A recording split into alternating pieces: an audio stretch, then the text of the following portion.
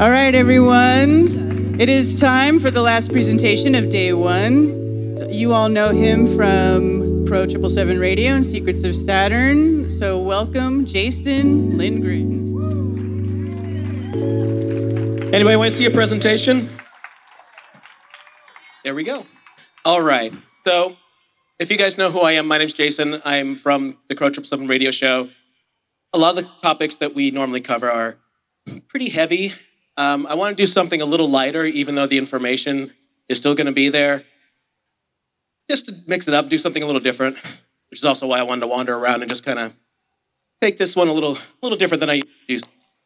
So, the ufology movement, and that's not a typo.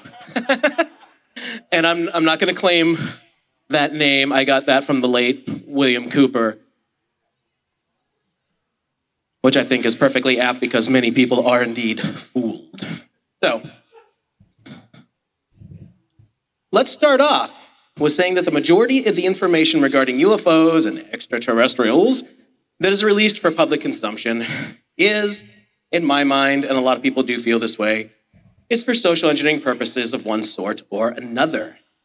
There have been allegations made that by injecting the notion of aliens from other worlds that have and still are visiting the Earth, it would make things much easier for the creation of a world government or the New World Order, or now they're calling it the Great Reset, which is just new lipstick on an old pig, really.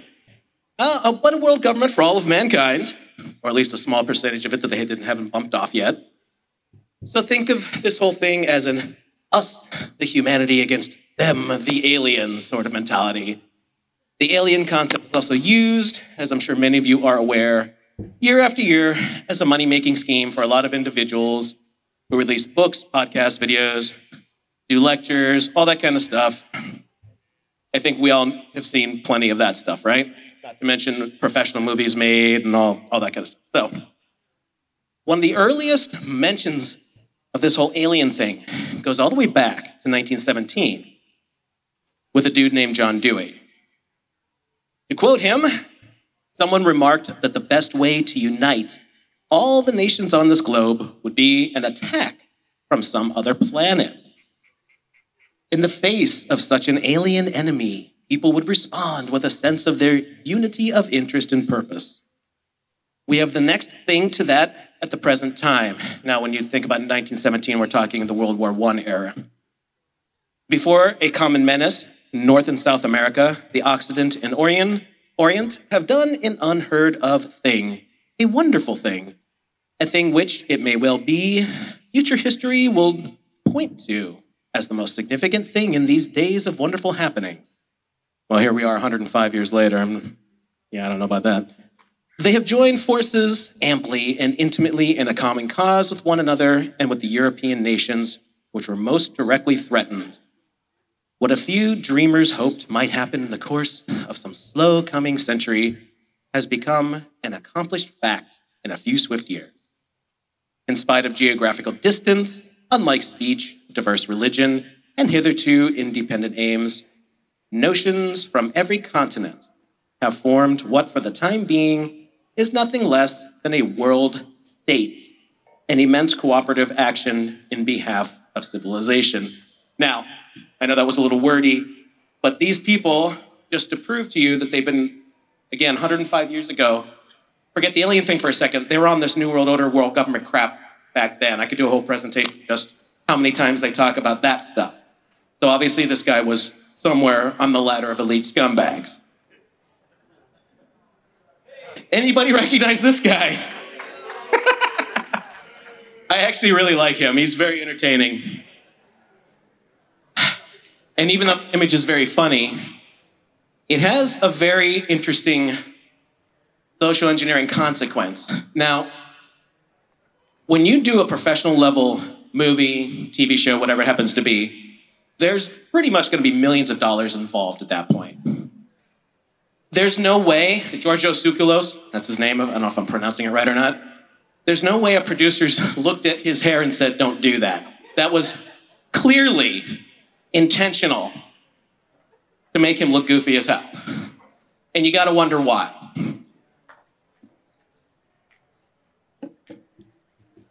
So let's talk about the concept of ancient aliens, because this is... they make so much money off this crap. Ancient aliens. The notion that the Earth had one or more highly technological alien species, assumedly from another world, visiting and influencing humans at the dawn of civilization. The company that makes these, a lot of these things for History Channel, is called Prometheus Entertainment. And they make a lot of these programs. I don't know if the show is still on, but it did run for years if it's not anymore. Like there's season after season after season and variations on these different concepts. So the main figure is, of course, like I said, George Tsoukalos, who's quite an interesting individual to say the least. Now this guy has been involved in the entertainment business for the majority of his life. So doing this kind of thing, he did a lot of sports, Paul, I think early in his life, if I remember correctly. And again, I just want you to think for a moment, this guy's going on camera and being seen by literally millions of people. So this just wasn't like he rolled out of bed and decided to throw a bunch of gel in his hair. Like he clearly is there for a purpose to look ridiculous for a reason. At least that's the way I see it. Don't know if you guys agree. I think it's kind of obvious, but it is what it is. By the way, Prometheus Entertainment, I'm glad I asked Crow to remind me about this before I came. When Crow first started getting known for all his telescope footage early on, I think we're almost going on 10 years at this point, people from Prometheus Entertainment approached him, and they wanted to do Crow's goofy haircut show.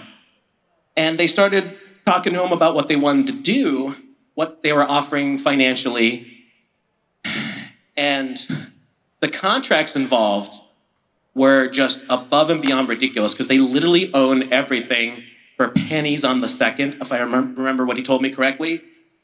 So, Crow said when he was reading through this contract, nobody would ever sign this. And the guy just told him, you have no idea what people will sign. So just to give you a real old example of somebody you all probably know of, that's how little people will sell themselves out to be in the public spotlight. And of course, Crow would have none of it, so. All right. Anybody recognize this guy? Grandpa! Colonel Sanders, that's what I thought. I was like, he's the guy with the chicken. Close.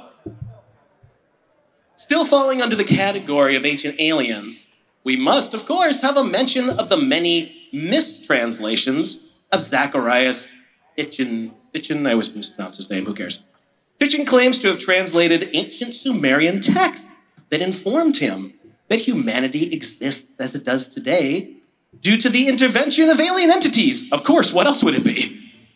This has been disputed by others with credentials in ancient languages. They have pointed out that he was wrong in numerous places, but of course, this didn't stop Sitchin from selling millions of books before he passed away in 2010, and he had more than one. He had numerous bestsellers. Interesting if you like what, in my opinion, I call science fiction. Okay, so we're moving along in the history here, up into the 1930s. The War of the Worlds radio drama was an episode of the American radio drama anthology series by the Mercury Theater. Wait for it, Mercury Theater. Why'd they choose that name? Things to think about. The Mercury Theater on the Air. It was performed as a Halloween episode of the series on October 30th, 1938. And it aired over, wait for it, the Columbia Broadcasting System. These names are not chosen by accident in any way, shape, or form. The Columbia Broadcasting System is more commonly known as CBS, by the way, in case you didn't know. And if you watch any CBS program, you'll see in the bottom corner, I think it's the right corner, maybe it's the left, I don't remember, I don't watch TV anymore. But you'll see their little all-seeing eye logo. So there's your Columbia Broadcasting. Yay. The episode was directed and narrated by actor and future filmmaker Orson Welles. And the episode was an adaptation of H.G. Wells' novel, The War of the Worlds, that came out in 1898. The first two-thirds of the 60-minute broadcast were presented as a series of simulated news bulletins, which suggested to many listeners that an actual alien invasion by Martians was actually happening right then and there. you think anyone else might agree with me that a lot of things that are on the news these days aren't exactly reality? Yeah, talk about simulated news bulletins. I think we've seen a lot of that the past couple of years, right? So let's talk about H.G. Wells. We've done shows on this dude. We've mentioned him numerous times. H.G. Wells is a known elitist globalist scumbag. In 1940, his book, The New World Order, what a great title, came out, and in the book, Wells proposed a framework of international functionalism that could guide the world towards achieving world peace under, of course, an elitist dictatorship. To achieve this goal, Wells asserted that a socialist, always socialist, and scientifically planned world government would need to be formed, quote, to defend human rights. Now, that was 1940. How many of you see over and over and over again this massive push for socialism today? So they keep doing this stuff, and they've been trying to do this stuff for literally decades at this point. Now, socialism, just to get a little political for a second, but not really. Socialism, communism, and fascism all dance in the same circles because they literally end up just being dictatorships. All you have to do is look at China to know what happens when you're under one of these regimes. And I'm sure enough of you know enough history to know that any of those systems is bad news. But that's what these guys want, because then they have, for the most part, absolute control over the population. Except now they're trying to do it in super clever ways. They're trying to do it in digital ways. And if you look into it, it doesn't take much to find this stuff out. The way they're trying to do things these days with socialism and all that, it's going to be a small elite of transhumanists, that's the newer part of it, that are going to be on top, and they get all the fancy Star Trek toys to play with. And the rest of you are under a digital noose with a one universal digital passport with your currency and your vaccine status and all the other things tied into it. Your electric car will be tied into that because, as I'm sure you've noticed, huge push for electric cars. That's because everything that's electric or digital can be externally controlled, and that's exactly what they're doing. This whole Internet of Things, Internet of Bodies, all this crap that they're pushing is for control. And that's that. And I hope everybody is wise enough to realize how bad this crap is. They know. So the one thing I keep telling people of late, since I've become closer to the community, is people like the bear community that Owen Benjamin has done a magnificent job of helping to inspire, to get back to nature, take care of yourself, but have a community of like-minded individuals. It doesn't necessarily have to be specifically the bear community, but that kind of mentality is what we need. We need less digital and more dirt. So my hat's off to Owen Benjamin. I am so proud of the work he's done. I just spent a week last week helping run sound for their first Beartaria, was the actual name of it, Beartaria Times Meetup, I think is what they called it. And I was so proud of these people. Every single one of them was cool as hell. And they're all following this mentality. I've never been around a group of people who just were so down to earth. And so they're just great. They're great people, and they know what's up. So I've been trying my best to just let people know, if you don't know about the bear community and what Owen's trying to help get out there, check it out, please. All right, let's move along with our Martians. I love the Martians. Compounding the issue was the fact that the Mercury Theater on the Air ran without commercial breaks, which added to the program's realistic nature. Now, is anyone stupid enough to think that they wouldn't want to make money off their commercials? Like, clearly this is a setup, in my opinion. Commercials are how radio stations and TV stations and now your streaming services, because they can't pull in enough money, they're starting to put commercials on there with all their garbage programming too. Although there were sensationalist accounts in the press about a supposed panic in response to the broadcast, the precise extent of listener response has been debated. Depends upon which idiot you ask, because there was a response. In the days following the adaptation, however, there was widespread outrage and panic by certain listeners who had believed the events described in the program were real. And a lot of people did. The program's news bulletin format was described as cruelly deceptive by some newspapers and public figures, leading to an outcry against the perpetrators of the broadcast. Despite these complaints, the episode secured Welles fame as a dramatist, and Orson Welles went on to be a huge name in the entertainment industry.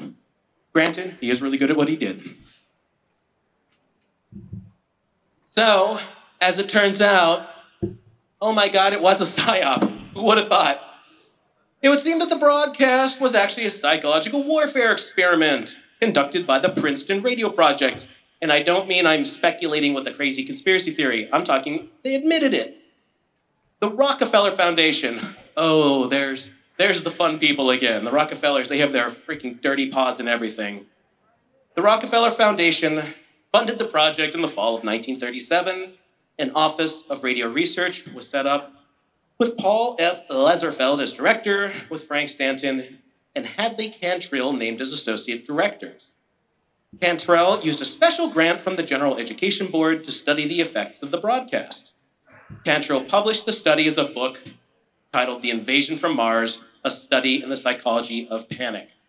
The book contains a complete script of the broadcast and is one of a series of studies sponsored by the Federal Radio Education Committee. So they knew what was up, they know what was going on, and how, hey, this thing seemed really real to a lot of people. So that means if we tell them something and they accept it as coming from a legitimate source, which at the time was the quote-unquote news, a certain segment of the population is going to believe it. What do you think that they've been doing the last couple of years, huh? Too many people believe that crap. All right, let's move along to World War II. And there are a lot of reports of mysterious aerial phenomena by the Allied aircraft pilots from both the European and Pacific theaters. It later turned out that German and Japanese pilots were reporting such things as well. The term Foo Fighter was initially used by the Allies to name the phenomenon, which is where Dingleberry from Nirvana, what's his name, Dave Grohl, took the name for his mediocre band from. The term eventually stuck, and it came to be used for a variety of fast-moving, round, glowing objects that followed their aircraft. Various descriptions were used, excuse me, my voice is not in the best shape right now, were used as fiery, glowing red, white, or orange. Some described them as resembling Christmas tree lights and reported that they seemed to toy with the aircraft, making wild turns before simply vanishing. Of course, this will have a great resemblance to later descriptions of all the funny little flying saucers craft that make impossible right turns and speeding off at incredible paces. Which brings us to, why is that not loading? There we go. So this is the first of the actual flying saucer kind of things, and this guy supposedly had intelligence ties. Now, just like so many things that have massive social consequences, you always find out that a lot of the key players have intelligence ties in one way, shape, or form. Great example is one of my favorite subjects, which is the 1960s. And when you look at stuff from the Laurel Canyon area in Los Angeles, California, you find out that just about every rock star, just to use a very easy example that most people have heard of, all these rock stars had direct intelligence ties in their families or were in the military themselves. And nearly the entirety of the 1960s counterculture movement, I can't say that it didn't grow organically, but it was instigated on purpose by, take your pick of what you want to call them, but it was definitely, there was CIA stuff involved with the whole LSD thing. There's just intelligence fingerprints all over everything. And in my opinion, this really isn't any different. So the Kenneth Arnold sighting of June 24th, 1947, is the first actual report of flying saucers. This is considered the first of the modern era of UFO reporting. Arnold claims, after seeing flashes of light outside his window while flying his Pal Air A2 aircraft over Mineral, Washington, that he witnessed 9 shiny, thin craft flying together. He compared their movement to saucers skipping on water, and their shape being saucer, disc, pie pan, or half moon-like. He later said that one craft differed from the saucer look by being a crescent shape. This was the first World War II sighting, post-World War II sighting, in the United States that garnered nationwide news coverage and is credited as being the first of the modern era of UFO sightings, including numerous reported sightings over the next several weeks. Now, the interesting thing about things like newspapers and anything news-related, we did a very interesting show a few years ago on how the news actually works. And we actually had somebody who was an insider for one of the, they're called news wires, is a general term for them. There's PR Newswire, Business Wire, and things like that. The way most newspapers, anything really, any kind of news station, the way they get the majority of their news, other than like local crap about the local pet bunny got away, it's all being disseminated from the top down. And today it's super easy because everything's digital, but even way back when, stuff was still being disseminated out from the top down. So if they wanted a particular report put out, it got out. And as official news sources, they reported on it. So if a narrative is want to be put out into the general public, the capability to do that has been in place for decades and decades. And that's really important to know. Okay, now let's get to the fun stuff. We move on to the Roswell incident, which effectively began after the 4th of July holiday weekend in 1947. A rancher by the name of William Mac Brazel reported to the local sheriff, George Wilcox, that he might have recovered the remains of, quote, one of them flying saucers. Wilcox, according to various accounts, then contacted military authorities at nearby Roswell Army Airfield, where Major Jesse Marcel was assigned to investigate. Marcel and 2 counterintelligence corps agents, Sheridan Cavett and Louis Rickett, drove out to the ranch where Brazel worked to examine and collect the wreckage. On July 8th, 1947, the Public Information Office at Roswell AAF made the startling announcement that they had recovered the remains of a flying disc. Now, this is one of the official photos. There's no way in hell anyone is stupid enough to think that's part of the remains of a flying disc, but that was an official photo that went out. That's clearly part of probably a weather balloon or something like that. So, take it as you will. By the next day, however, the excitement was over.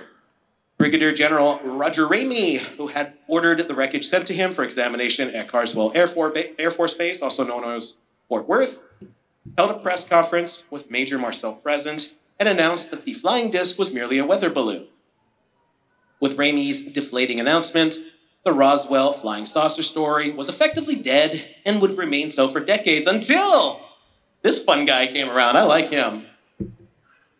In 1978, UFO researcher Stanton T. Friedman happened to meet Marcel. Because Marcel dredged up his recovered saucer story, and Friedman thought he had at last found a star witness who could blow open the US government's alleged cover-up of crash saucers and pickled aliens.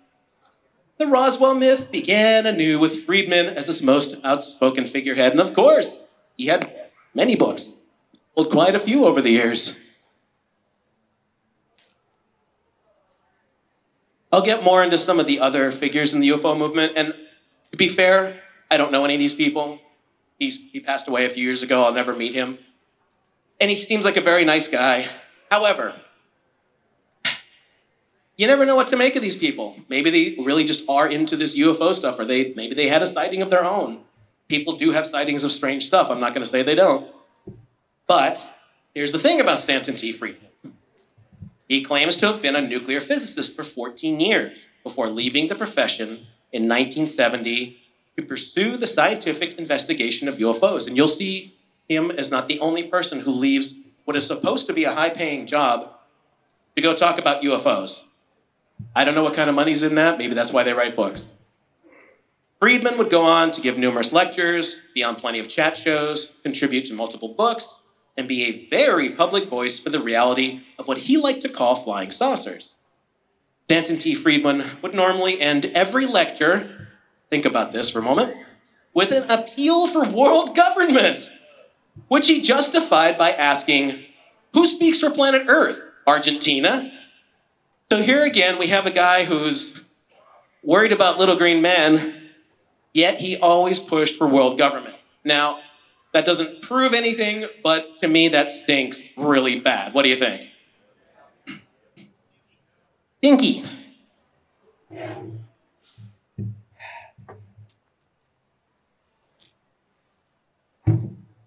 All right, Project Blue Book. This is one that a lot of people have heard of. This was the code name for the systematic study of unidentified flying objects by the United States Air Force from March of 1952 until its official termination on December 17th, 1969. The project, that was headquartered at Wright-Patterson Air Force Base in Ohio, was initially directed by Captain Edward E. Ruppelt and followed projects of a similar nature, such as Project Sign, established in 1947, and Project Grudge in 1948. Project Blue Book had two stated goals: to determine if UFOs were a threat to national security and to scientifically analyze UFO-related data. So this guy became the public face of it way back when, and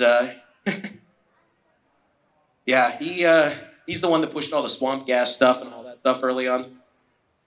Astronomer Dr. J. Allen Hynek was the scientific consultant for Project Blue Book. He had also been with the previous projects, Sign and Grudge. He worked for the project up to its termination and initially created the characterizations, which were later extended, known as Close Encounters. So, Close Encounters. Anybody ever heard of a movie called Close Encounters of the Third Kind? Huge blockbuster in 1977 by Steven Spielberg. He did a cameo in it at the end when the big mothership comes down. Like, not just as an actor playing him, actually him. So again, you're seeing Hollywood mixing with the military-industrial complex. Funny how that seems to happen a lot. He was a pronounced skeptic when he first started his investigations, but said that his feelings had changed to a more wavering skepticism during the research after encountering a minority of UFO reports he thought were unexplainable. Okay, so this notion of flying saucers was really into the public mindset by even the 1950s. Interesting. So the Brookings Institution. This is a policy think tank in Washington, D.C. It was founded in 1916 as the Institute for Government Research. The institution has produced thousands of reports in its lifetime, but the report that is so often misrepresented in the UFO community is the 1960 paper, Proposed Studies on the Implications of Peaceful Space Activities for Human Affairs. And the reason I'm bringing this up is because a lot of the big figures in the ufology movement, as they generally call it, they love to take things and, just like so many people do with so many things, they cherry pick. And they're like, see, they're talking about aliens. See, they admit this. So I don't like people being disingenuous. We have enough problems trying to figure things out already, don't we? In the most interesting section of the report, the authors contemplated the possibility that contact might be made with extraterrestrial intelligence. They warned that this might not be an unmitigated cause for celebration. Anthropological files contain many examples of societies sure of their place in the universe, which have disintegrated when they have had to associate with previously unfamiliar societies espousing different ideas in different life ways. Others that survived such an experience usually did so by paying the price of changes in values and attitudes and behavior, and that is very, very true. You can look that one up in mainstream history. It has been speculated that, of all groups, scientists and engineers might be the most devastated by the discovery of relatively superior creatures, since these professions are most clearly associated with the mastery of nature rather than with the understanding and expression of man. Advanced understanding of nature might vitiate all our theories, at the very least, if not also require a cultural and perhaps a brain inaccessible to Earth scientists. However, they looked on the bright side as well. The knowledge that life existed in other parts of the universe might lead to a greater unity of man on Earth based on the oneness of man or on the age-old assumption that any stranger is threatening. Much would depend on what, if anything, was communicated between man and the other beings. And the only thing I really have to say about that let's just say that the mainstream astronomical model is true, which obviously we're all questioning that, right? If some kind of being could come here from another star system, which is the general claim with all of this, their technology would be so far ahead of us. I mean, it's laughable. We couldn't do a thing to them if that was true, and I really doubt that it is. Okay, let's move along to MUFON. The Mutual UFO Network is a US-based nonprofit organization composed of civilian volunteers who study reported UFO sightings. It is one of the oldest and largest organizations of its kind, claiming more than 4,000 members worldwide with chapters and representatives in more than 43 countries and all 50 states. MUFON Incorporated was originally established as the Midwest UFO Network on 31st May 1969 in Quincy, Illinois. Most of MUFON's early members were associated with the Skylook newsletter, Dover, Missouri, and the Aerial Phenomena Research Organization, formerly of Sturgeon Bay, Wisconsin. MUFON was renamed the Mutual UFO Network in 1973 because of its expansion to other states and countries. Now, the one thing you could probably find very easily if you ever looked up stuff on MUFON is that this thing has been infiltrated by intelligence agents for decades. I remember Crow telling me a story also about MUFON that I don't remember the details of, but sketchy as all hell is basically what it comes down to. Okay, now we get to our first fun abduction story. The Betty and Barney Hill abduction incident is the introduction of the Zeta Reticuli meme and is the first widely publicized report of a UFO abduction. They were an American couple who claimed to be abducted from a rural part of New Hampshire from September 19th to 20th of 1961. This incident introduces a lot of the concepts that will be repeated later, such as memory blockages, medical examinations, missing time, and seeing unusual things aboard the supposed spacecraft. Betty would draw a star map of what she says she saw while on board the craft. This is how at least certain aliens are supposed to come from the double star system of Zeta Reticuli. Now, I've looked at the actual write-ups on this particular report, and it's not the typical little grays, although what happens so often is that things just get all mishmashed together and it just goes under one umbrella, and all of a sudden the grays are one of the prominent alien species visiting this planet. Well, that's not how they describe them. They describe them with caps on and short black hair. Now, I'm pretty sure everybody knows what I'm talking about when I'm saying an alien gray. They're generally described in two ways. One is the little hobbit-sized ones, big eyes and they're no hair. And then there's taller ones that are tall and slim and look kind of the same. And both of those were actually shown in Close Encounters of the Third Kind, if you've seen that movie, that they were properly represented. Okay. For decades, Hollywood has been doing its part to make sure that the concept of flying saucers and alien visitors from another world never disappears from public thought. The 1950s saw an incredible amount of films being released that involved flying saucers in one way or another. As the decades progressed, many of these sort of films would become more sophisticated, although the messaging remained the same. Yeah, I think everybody here knows that Hollywood is there for one thing and one thing only, and that is to skew the social mind. Here's some great examples, though. The Day the Earth Stood Still, that was released in 1951. So 1951, that's only 4 years after the supposed Roswell and the Kenneth Arnold sighting. So it didn't take them long to really start pumping up this stuff. And there was stuff earlier than this. It's one of the better examples of an old school flying saucer movie. It had a reasonable budget to not come off as a B flick, and decent enough plot based on an earlier story that had been written in 1940, and it had pretty decent professional acting. Producer Julian Blostein said that the movie advocated for wait for it, a stronger United Nations. What is the United Nations? The public face for world government. As, of course, the nuclear arms race heated up, and if you've ever listened to our show, Crow 7 Radio, you know that we challenge the validity of nuclear weapons. So, easy to scare people when you have something as terrifying as the concept of being able to blow up an entire city with a push of a button. which might be poppycock. The Day the Earth Stood Still was awarded the now retired Golden Globe for promoting international understanding. Funny enough, the title itself could even be looked at as a pun. The Day the Earth Stood Still.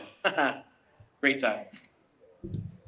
So here, just to show you the power of H.G. Wells' book from 1898 of War of the Worlds, every single one of these is a different program, movie, film, TV show, video game, whatever, made of War of the Worlds, and that's not all of them. I just picked the ones that had prettier pictures to show you.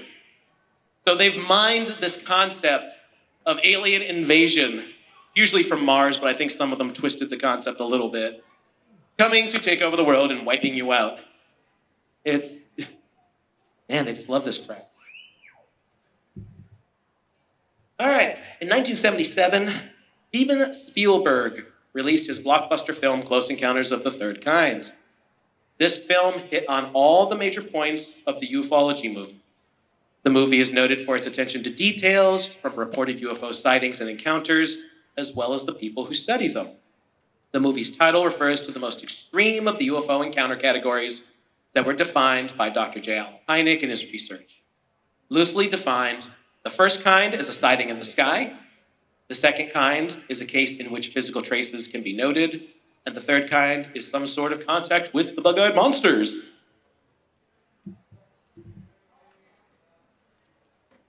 Now here's a guy who actually pisses me off. I don't know if you know who this guy is, but yeah, I don't like fraudsters. I really don't like fraudsters. Billy Meier is the founder of a UFO religion called the Free Community of Interest for the Border in Spiritual Sciences and UFO Studies. He is an alleged alien contactee whose UFO photographs are claimed to show alien spacecraft, which were trash cans. Mayer claims to be in regular contact with extraterrestrial beings that he calls the Plejarians. I might be mispronouncing that, who cares? He also presented other material during the 1970s, such as metal samples, sound recordings, and film footage. Meier makes grandiose claims, because it's not just about aliens, oh no. It's also about him. He's a reincarnated prophet. And he has been widely characterized as a fraud by skeptics and ufologists who suggest that he used models to hoax photos that claim to show alien spacecraft. And you know what? That's exactly what this prick did. Billy Meier is a supreme shyster. He literally created a cult of flying saucers with many gullible suckers flocking to him over the years. People who have looked into his photo evidence found that a lot of the spacecraft pictures were clearly made from items he had on hand, like garbage can lids. Unbelievable. He would fake his supposed aliens as well, taking shots of women off of a television screen, for example, to show just how much of a money grabber this guy is. He sued the X-Files television show back in the 90s when it was first beginning for using one of his images on a poster in Fox Mulder's office. It's the one that said, "I want to believe," I think was what it said. The poster was changed shortly afterwards to a similar one that was not from any of Meier's photo releases. So, in other words, all you have here is a guy who made up a bunch of crap to try and make a bunch of money. That's why it's called the ufology movement. Okay. Communion, A True Story, is a book written by American ufologist and horror author Whitley Strieber. Strieber? Maybe Strieber.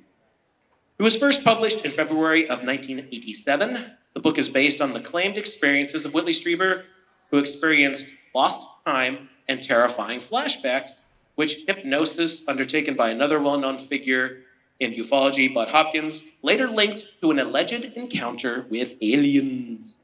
Communion was a nonfiction bestseller for 6 months in 1987.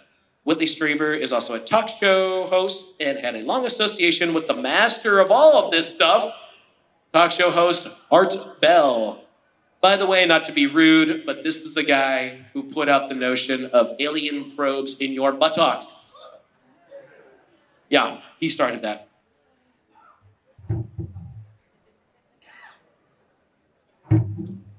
And this guy did a lot of stuff for the UFO community.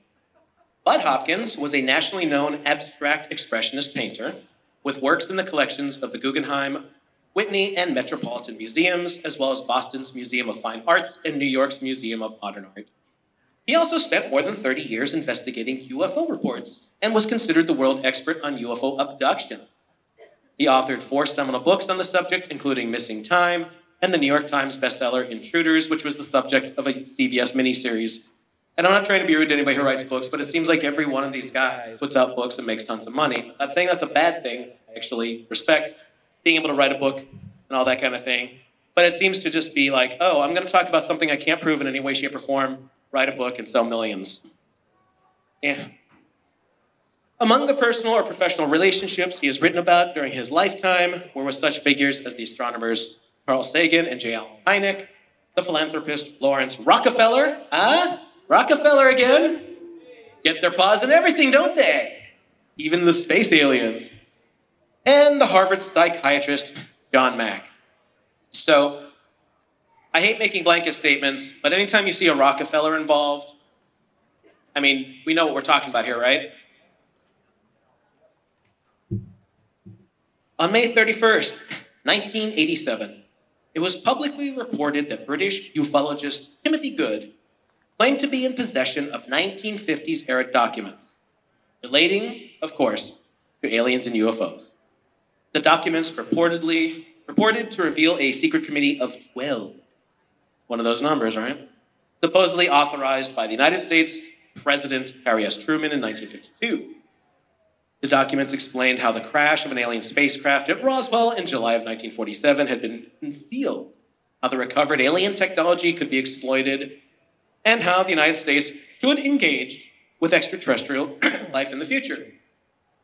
According to the story, ufologist Jamie Shandera had, in 1984, received an envelope containing film which, when developed, showed images of 8 pages of documents that appeared to be briefing papers describing Operation Majestic 12. And all you have to do is look into this stuff a little bit and you find out that this is all frickin' nonsense. But a lot of people will hang their hat on it and say, see, declassified documents or secret documents talking about aliens and UFOs. Roswell really happened. With no freaking proof, as always. Old Ronnie. In our obsession with antagonisms of the moment, we often forget how much unites all the members of humanity. Perhaps we need some outside universal threat to make us realize this common bond. I occasionally think how quickly our differences would vanish if we were facing an alien threat from outside this world. Made by President Ronald Reagan in a speech to the 42nd General Assembly of the United Nations, of course, September 21st, 1987. I can't remember how many times, but I think it may have been as many as 7 times that old Ronnie said almost these exact words to large groups of people. Why on earth is this guy talking about aliens? He's president of the United States. And by the way, with him being a huge Hollywood actor earlier in life, he is the prime example of how politics were completely taken over and the nonsense is now put before you. They're not bad actors running for office and all that stuff. Now we got real actors, big-time actors being the supposed leaders of our country. Started with being the governor of California, of course.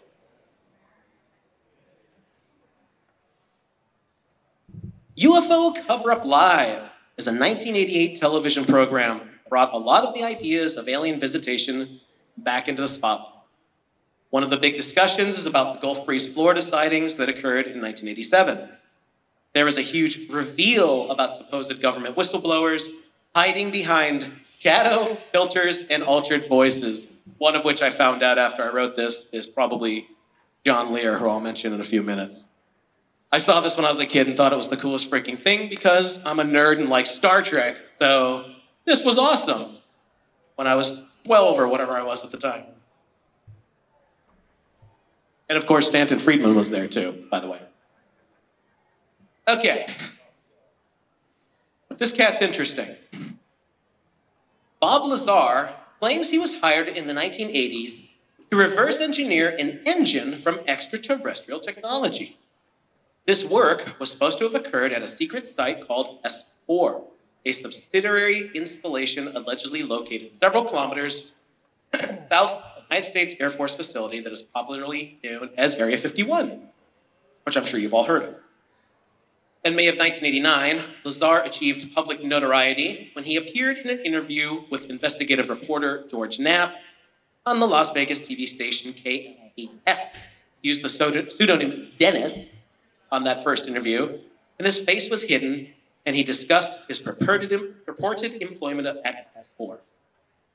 Lazar's claims included that the site consisted of concealed aircraft hangars that were built into a mountainside, and that the United States government had 9 craft of unknown origin at the facility. Now, to be very fair, because I try very hard to be objective in anything I look at, if you go out there, it's hard nowadays because they've moved the barriers back many, many miles, but there are plenty of people who did indeed go out to that area and see plenty of weird shit flying around at night.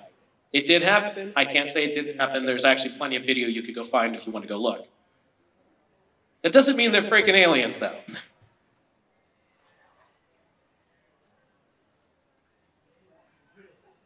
Oops. So he did another interview after that, and from then on, he appeared as himself on camera and would use his real name publicly.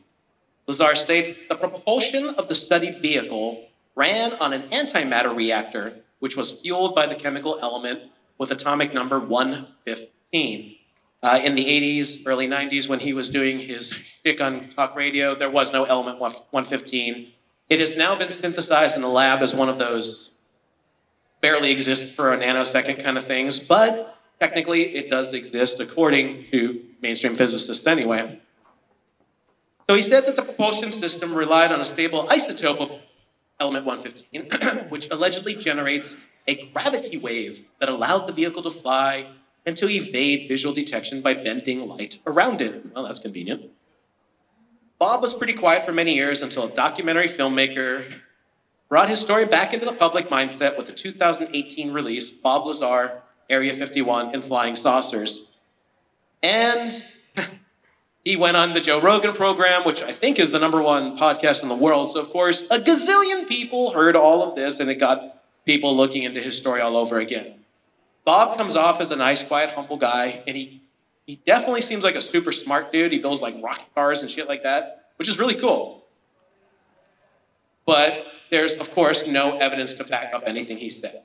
So, here's what it is. Here we are.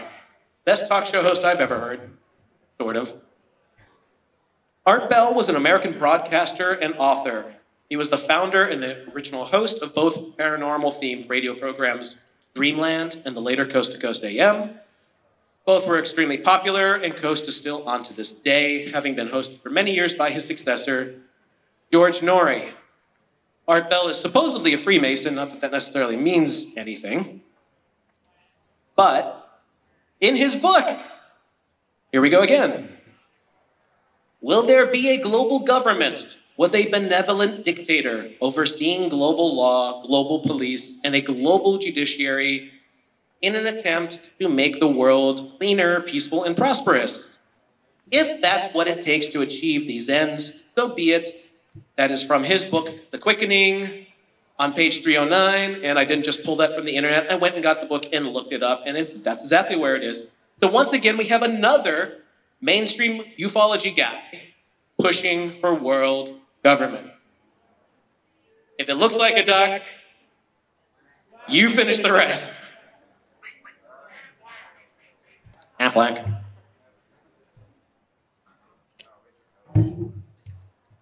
Richard C. Hoagland is an American author and a proponent of various conspiracy theories about NASA, as well as lost alien civilizations on the moon and throughout the solar system.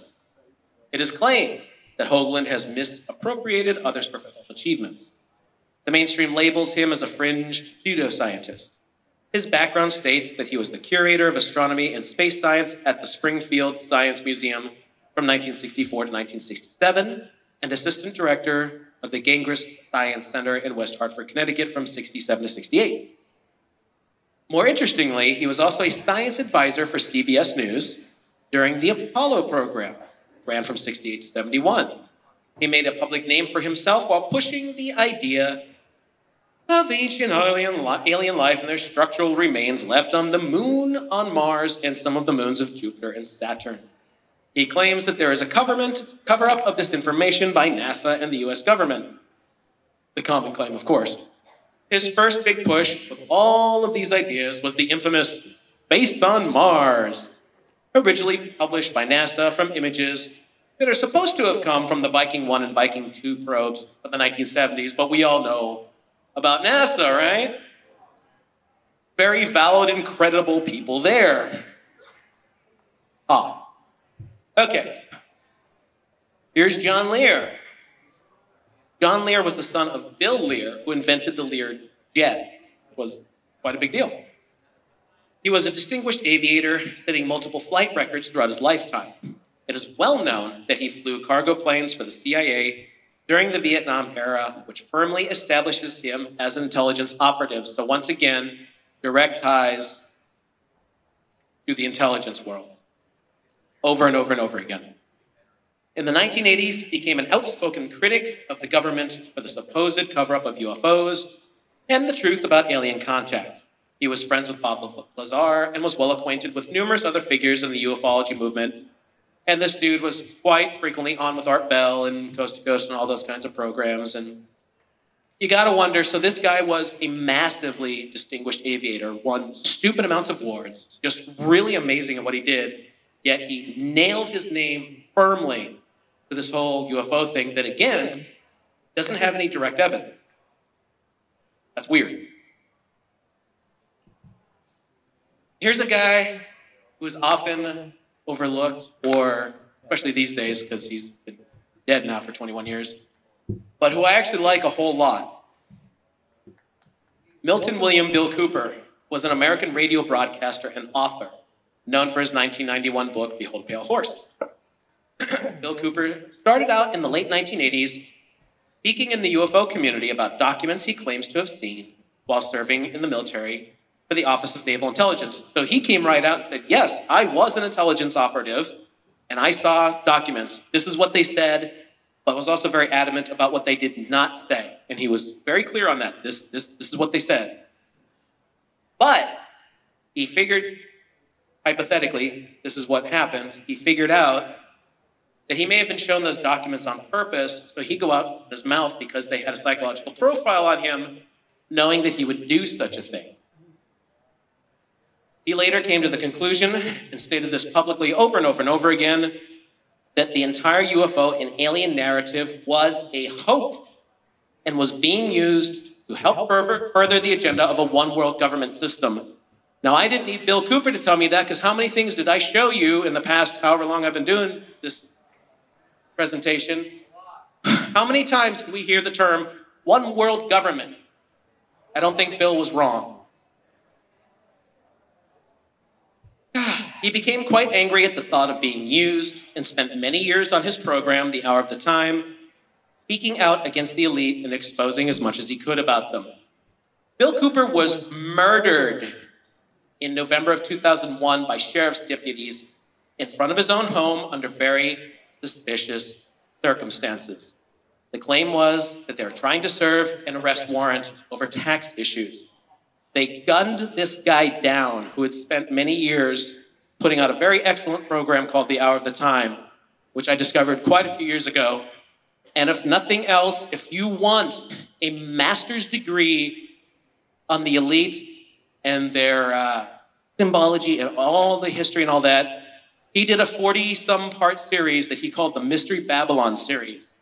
And I've told people this over and over and over again. If you want to really get a great grasp on stuff, find that. There are playlists all over the internet on it.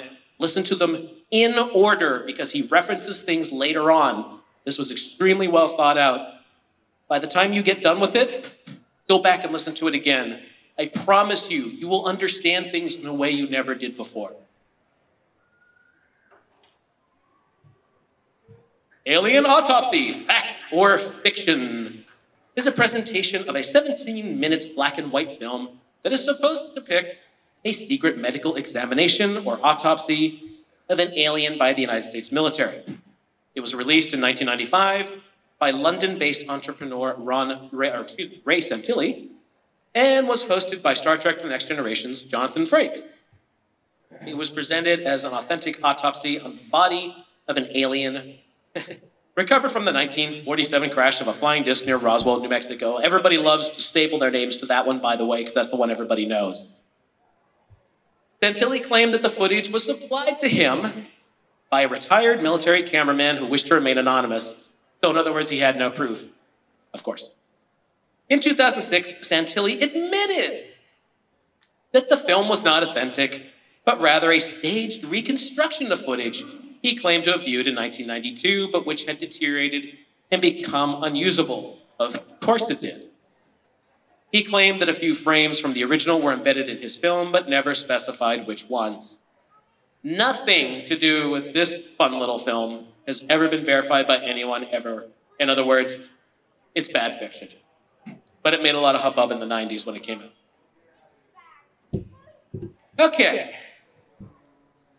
Dr. Stephen Greer is an American medical doctor. He received his medical license in 1989 and worked as an ER physician. He retired in 98 to become a full-time ufologist. Here's another one that I don't have anything against this guy. He comes off as very nice. Again, I don't know any of these people whatsoever. I don't know what to make of him. But he left being an ER doctor, which I'm sure pays pretty damn well, to chase UFOs. He founded the Center for the Study of Extraterrestrial Intelligence and the Disclosure Project, which seeks the disclosure of alleged classified UFO information. Again, I'm not throwing mud at anybody. I don't know this person. It's just, you gotta wonder why people do what they do, what their motivations are. Maybe he had a sighting, which I think he did. It just fascinates him. If that's the truth, okay. I don't have any ill will towards anyone except, speaking of ill will, I do have ill will towards these two shitheads. These are some of the only people I will ever call out in public, and I've done so many times on the air, as total frauds, liars, and hucksters. David Wilcock on the right and Corey Good on the left are two of the worst clowns still trying to wrangle money out of a gullible public with their insane, made-up stories of galactic federations, complete, and I'm not kidding, blue chicken people. He tells, both of them claim these are real people that they're somehow in contact with through channeling. They piss me off. Okay, let's talk about aliens now, because this is kind of the fun part. There are multiple types of aliens that have been reported throughout the decades in alleged encounters. The most common form is some variation of the Greys, with 43% of all alien encounters being of this description. The concept of gray aliens was first mentioned in, a lot of the stuff, and the vast majority of the stuff, as you're gonna see, has a basis in fiction somewhere. So someone is drawing their ideas from somewhere. It was first mentioned in 19th century science fiction. In 1891, the novel Meda, A Tale of the Future was published by Kenneth Follingsby, in which the narrator encountered small gray-skinned aliens with balloon-shaped heads. That was 1891. Somebody made this crap up.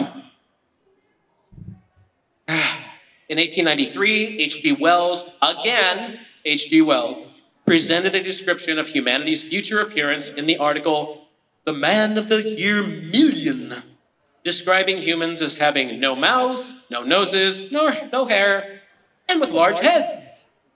In 1895, Wells depicted the Eloi, a successor species to humanity, in similar terms in the novel The Time Machine. It is common for these alien descriptions to have come first from fiction stories. I'm going to show you a couple more. Anybody know that guy? It's actually kind of a nice guy. Another common alien race is the reptilians. They are usually described as tall, scaly humanoids resembling earth lizards of various sorts. Reptilians in humanoid form date back at least as far as ancient Egypt with the crocodile-headed river god Sobek. Oops. The reptilian conspiracy theory was brought into the mainstream by English author David Icke. That was in the 90s. The fictional origin for reptilians is from the original Conan the Barbarian stories from the 1930s, which were written by Robert E. Howard. Howard's serpent men were described as having human bodies and snake heads who were able to imitate humans at will. Well, that sounds really familiar. And who lived in underground passages. Well, that sounds really familiar. And used their shape-changing and mind control abilities to infiltrate humanity. Well, doesn't that sound really familiar in like every stupid thing you hear about reptilians? Ever?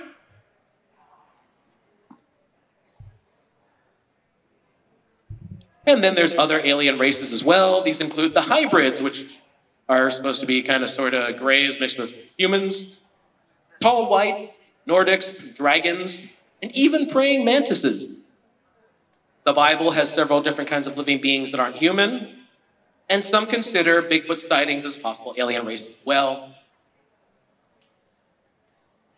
All right, and lastly, these are actually my favorite quote-unquote aliens, the Men in Black, or NMIB. There are two variations to the Men in Black sighting. The first are the totally human ones, guys in black suits. But there have been reports of other guys in black suits who don't quite appear human and have odd or alien-like features. The first report of them was in 1947. Boy, they love 1947, apparently. When Harold Dahl claimed to have been warned, "Don't you talk about that UFO that you saw on Murray Island." And of course, there was a man in a dark suit who came and said, "Don't do that." No proof, of course. The second report comes from the mid-1950s when ufologist Albert A. Bender claimed he was visited by men in dark suits who threatened and warned him not to continue investigating UFOs. Bender maintained that the men in black were secret government agents who had been given the task of suppressing evidence of UFOs.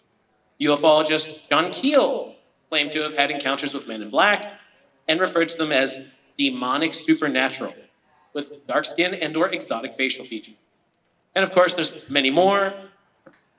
So maybe the reason there's no evidence is they used the flashy thing on them.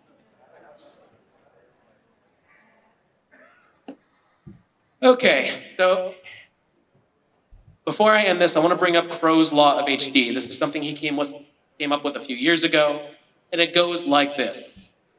Anything that truly exists that can be filmed in high definition will be filmed in high definition.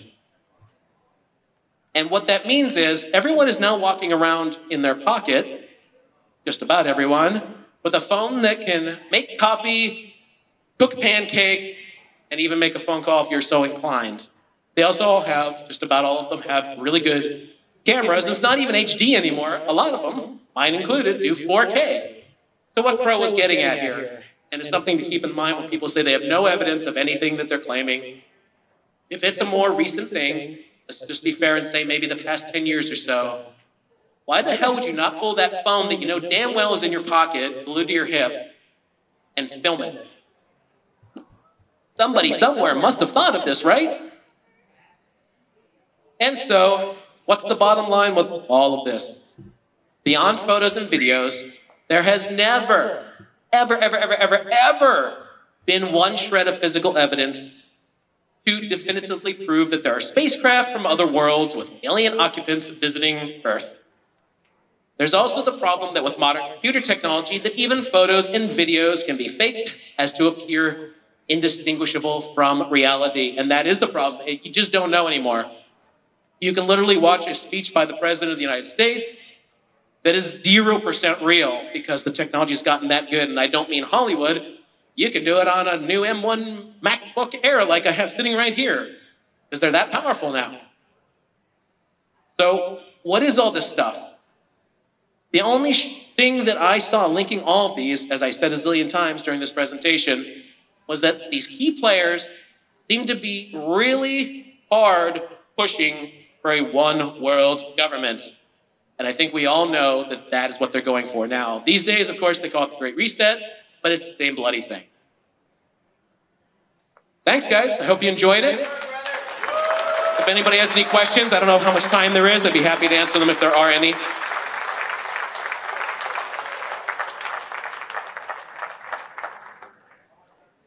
All right. Well, thank you so much.